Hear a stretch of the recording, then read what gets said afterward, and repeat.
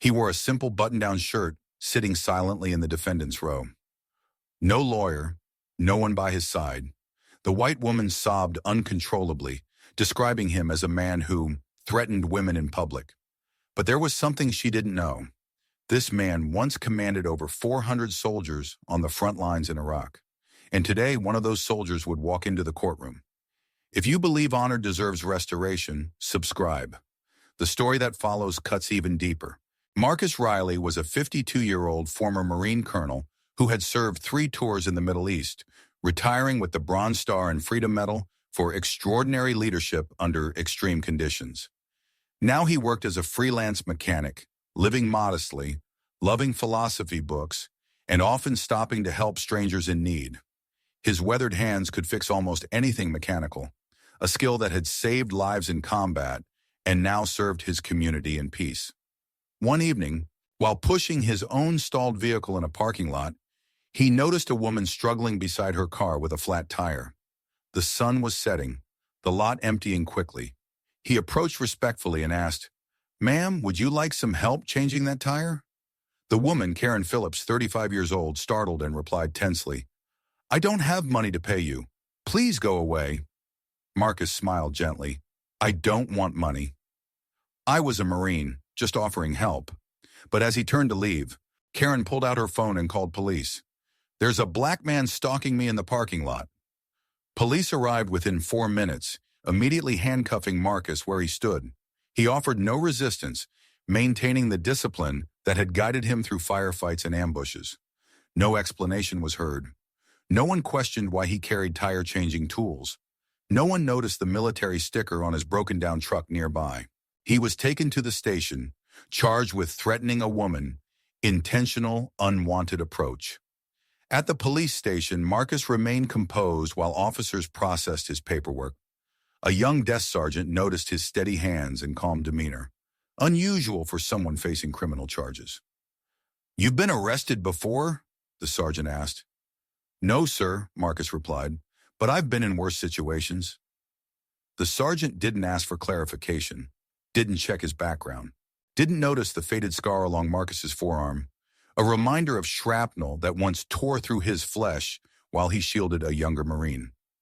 In his holding cell, Marcus sat with perfect posture, eyes forward, mind clear. The same meditation techniques that had kept him focused during artillery barrages now helped him endure this newer, more subtle form of combat. When offered his phone call, he dialed no one. Who would believe his word against hers? What lawyer would take his case without substantial payment up front? So he sat, waiting for justice with the same patience he had once waited for extraction under enemy fire, uncertain if it would ever come. The trial took place a week later.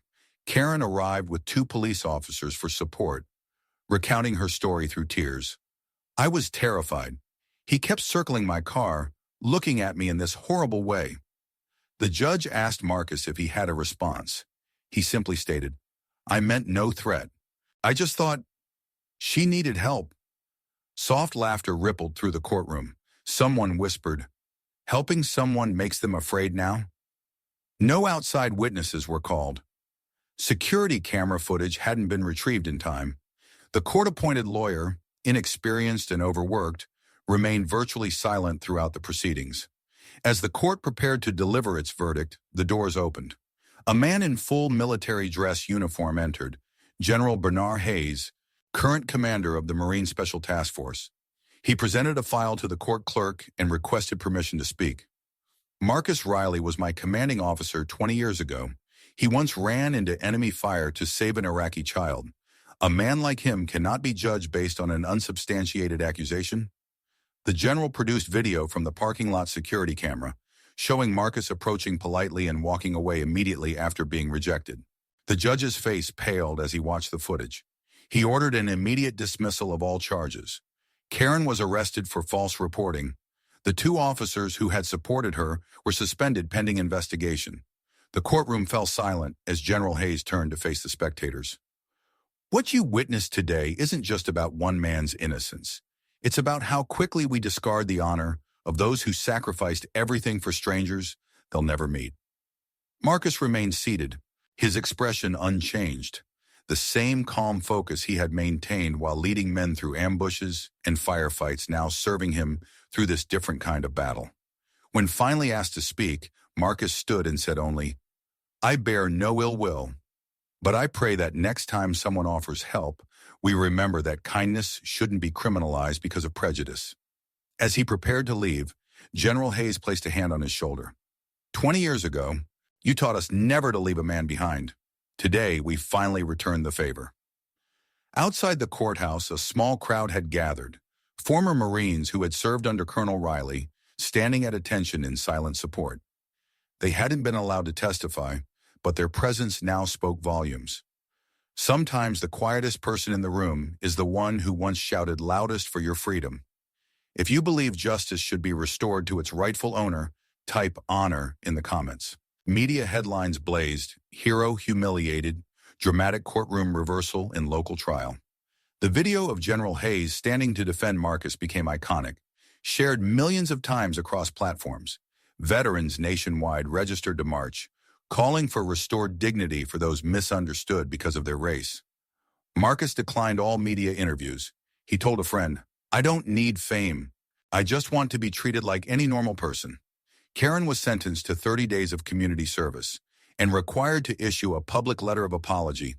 The two officers were transferred out of the Rapid Response Unit and required to undergo additional training on bias and proper investigation protocols.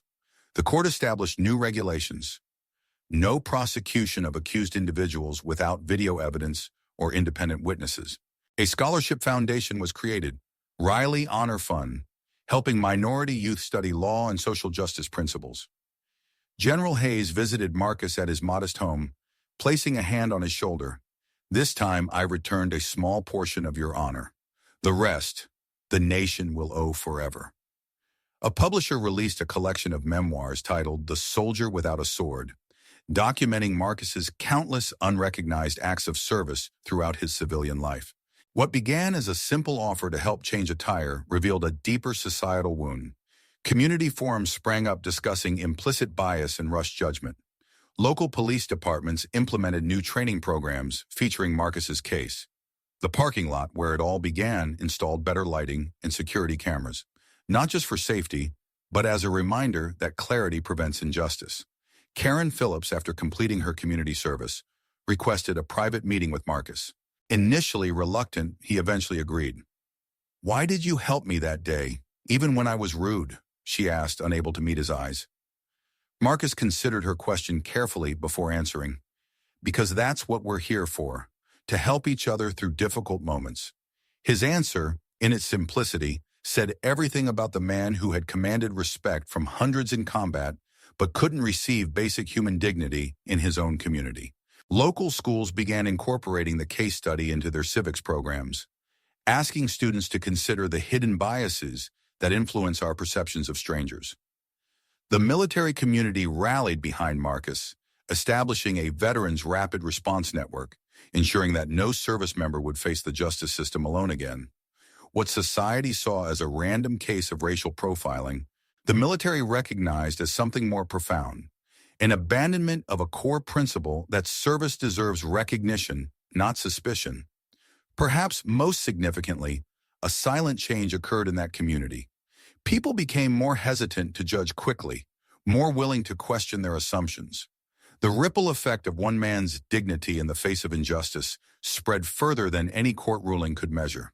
Marcus himself summarized it best when asked if the incident had changed him. "I learned nothing new. I already knew there were battles worth fighting without firing a shot." Marcus continues working as a mechanic, his lifestyle unchanged by the brief spotlight. He spends time teaching underprivileged children how to repair engines and explaining that military service isn't about intimidation, but sacrifice. When asked, "Are you angry?" he simply smiles. "No. Because if I allow anger to consume me, then everything I fought for becomes meaningless." A plaque now stands at the courthouse where the trial took place. Here, a soldier's honor was restored, not with weapons, but with truth. Marcus rarely speaks about the incident, but sometimes visits local schools to talk about judgment and perspective. In one memorable session, a student asked what hurt most about the experience. Not the accusation, he answered, but that no one believed I could simply be trying to help. His case has become required reading in police academies across 3 states, with a simple lesson. Heroism comes in many forms, and often wears no uniform in civilian life. The lessons echo far beyond one afternoon in a parking lot, reminding us that true character reveals itself not in dramatic moments, but in simple offers of assistance when no one is watching. Not everyone wearing a badge deserves trust, and not everyone silent bears guilt. Honor transcends skin color and uniform. If you believe truth deserves protection to the very end, subscribe to TT Hero Stories. TT Hero Stories, because some heroes never stop serving.